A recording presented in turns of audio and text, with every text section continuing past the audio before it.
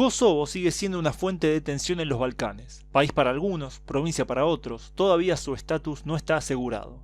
Serbia la reivindica como parte de su territorio, mientras que los albano-kosovares sostienen su derecho a ser un país independiente. También existen algunos nacionalistas albanos que quieren verla como una parte de la Gran Albania. Para entender un poco mejor a Kosovo, hagamos un breve recorrido por su historia y veamos cómo se llegó a esta situación.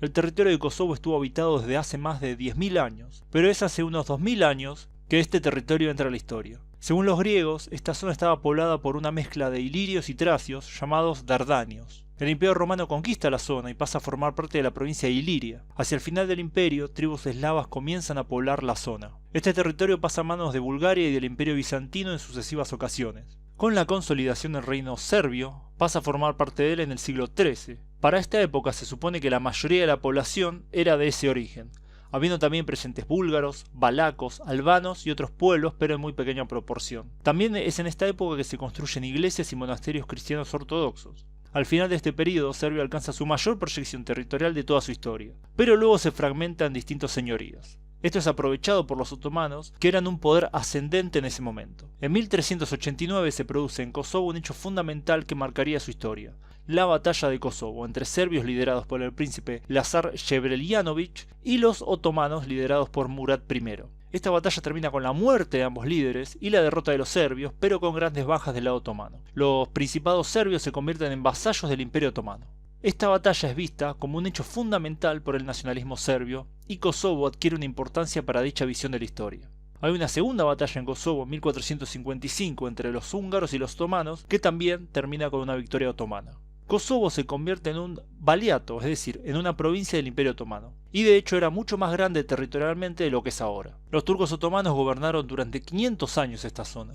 No hubo una islamización agresiva al principio, aunque los cristianos tenían que pagar un impuesto especial. Con el tiempo los otomanos cambiaron su política y se buscó convertir a los habitantes al Islam.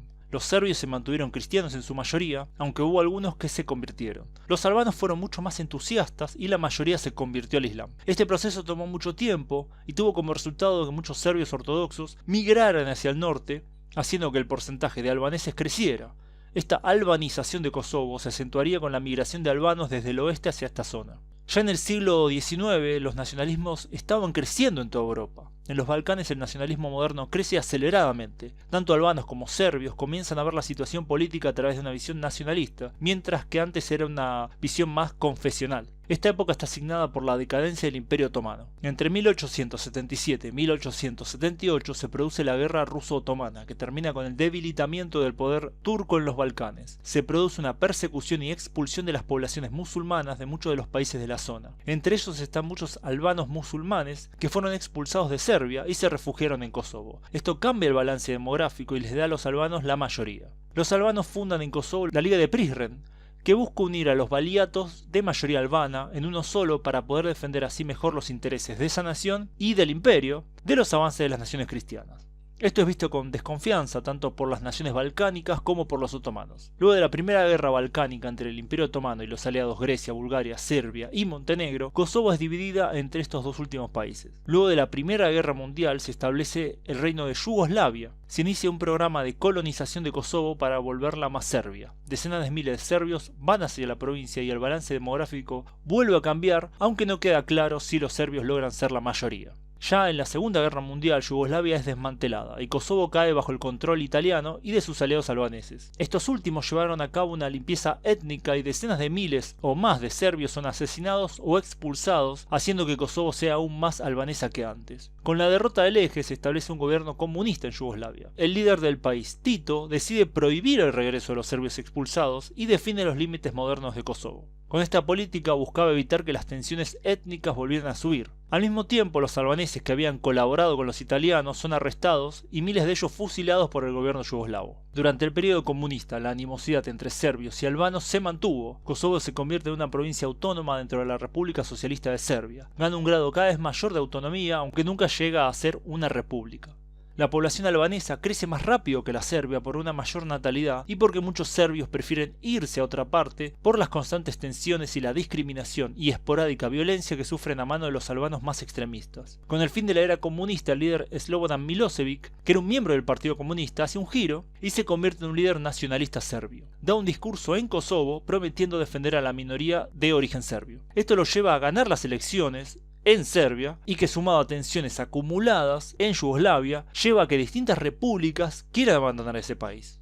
Eslovenia y Macedonia se independizan pacíficamente. Croacia y Bosnia logran su independencia luego de la guerra de Yugoslavia. Montenegro se independiza también pacíficamente en 2006, llegando así a su fin Yugoslavia. Kosovo, mientras tanto, había declarado su independencia ya en 1991, pero no había sido reconocida por nadie. En esa misma época nace el Ejército de Liberación de Kosovo, que se enfrenta esporádicamente con las fuerzas yugoslavas y está involucrada en crímenes contra la población serbia. Luego del fin de la guerra de Yugoslavia, las tensiones aumentan en Kosovo y se desencadena una guerra entre 1998 y 1999 entre los serbios y los independentistas albano-kosovares. Algunos analistas ven en esto una maniobra de la OTAN para debilitar un aliado de los rusos en el área, mientras que otros señalan a los deseos independentistas de los albano-kosovares como la principal razón de la escalada de violencia. Todo esto termina con la intervención abierta de la OTAN, que bombardea Serbia. Las fuerzas serbias se retiran finalmente, dejando el camino libre a los albano-kosovares. Pero es recién en 2008 que se declara la independencia de Kosovo, que no es reconocida por todos los países. Los países miembros de la OTAN reconocen dicha independencia, pero países como Rusia, España y China no. De los miembros de la ONU, casi la mitad no lo reconoce, mientras que la otra mitad sí. Con la derrota serbia, muchos miembros de esa comunidad abandonan Kosovo, lo que llevó a la situación étnica actual. Hoy en día los albanos representan más del 90% de la población, mientras los serbios son menos del 3%, concentrados en el norte. Otros grupos son los bosnios, gitanos y turcos, que rondan el 1% cada uno. Kosovo recibe un gran apoyo de la OTAN y de Estados Unidos, con los que tiene buenas relaciones. Su economía depende mucho de las remesas de los migrantes y del sector primario. Sus socios comerciales más importantes son Albania, Italia, Suiza, China y Alemania. Su moneda oficial es el euro. Tiene acuerdos de libre comercio con Croacia, Bosnia y Herzegovina, Albania, Macedonia del Norte y otros países. En cuestión religiosa, casi el 95% de la población es musulmana, habiendo una minoría del 1% de católicos y un 2% de ortodoxos, siendo el resto protestantes o sin religión. Hoy en día la situación en Kosovo y en los Balcanes está bastante calma en general. Habrá que ver si Kosovo logra mantener de hecho su independencia a largo plazo o no. ¿Conocían a Kosovo? Comenten debajo. Pongan me gusta si les gustó el video, compartan si creen que vale la pena compartir. Gracias por su tiempo y nos vemos en el próximo video. Saludos.